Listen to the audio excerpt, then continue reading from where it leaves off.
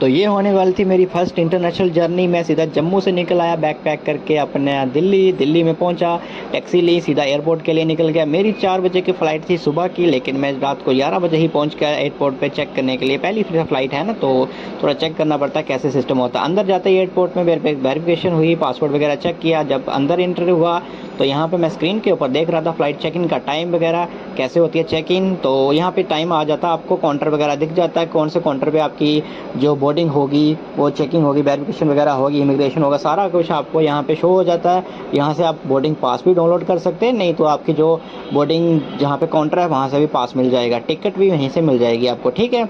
और उसके बाद वो लेने के बाद आपने सीधा निकल जाना है वेरिफिकेशन जो आपकी होगी, इमिग्रेशन होगी, उसके बाद आपकी चेकिंग होगी। चेक इन करने के बाद आपने सीधा निकल जाना है आगे नज़ारे लेने के लिए। आपका जो टिकट आ जाएगी, पासपोर्ट अपने हाथ में, वीज़ा रखा हाथ में, अभी इसकी कोई ज़रूरत नहीं। और उसके बाद सीधा जब चेक इन होने के बाद फ़्लाइट बोर्ड करने वाली होगी, उसमें जाना, वापस टिकट शो करनी और देख के सीधा फ़्लाइट में बैठ जाना नज़ारे लेते हुए, क्योंकि एयरपोर्ट काफ़ी शानदार है। दिल्ली का एयरपोर्ट सबसे बिल्कुल एकदम से इतनी ब्यूटी अच्छी मेरे को लगी कि मैं पूरा इलाका देखा, घूमा। उसके बाद रात को लगी भूख, यहाँ से मैंने कुछ खाया, खाने के बाद मैं सीधा निकल गया फ़्लाइट की तरफ। फ़्लाइट में जब हमारी देखी, उन्होंने टिकट चेक की, उसके बाद मुझे सीट बताई, मेरी 10F सीट थी। तो फ़्लाइट में मैंने बाहर से देखा कितनी शानदार फ़्लाइट बाहर खड़ी थी, मेरी फर्स्ट इंटरनेशनल फ़्लाइट। दिल में ऐसे धक धक हो रही थी कि अब क्या होने वाला।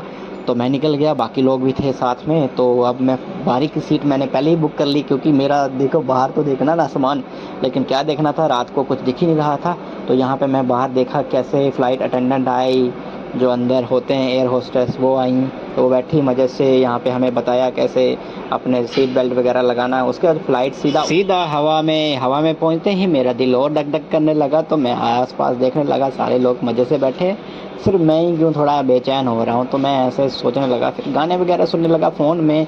तो मुझे नींद आ रही थी, सारी रात नहीं सोया, तो चलो मैंने सोचा सो लेता हूँ। सोते ही देखा नीचे नज़ारे एकदम से वाओ लुकिंग था। तो उस सुबह जैसे 3 घंटों में मैं सीधा यूएई में था। यूएई में मैं शारजा में उतरा, शारजा में आगे बस लेने के लिए हमें आ गई।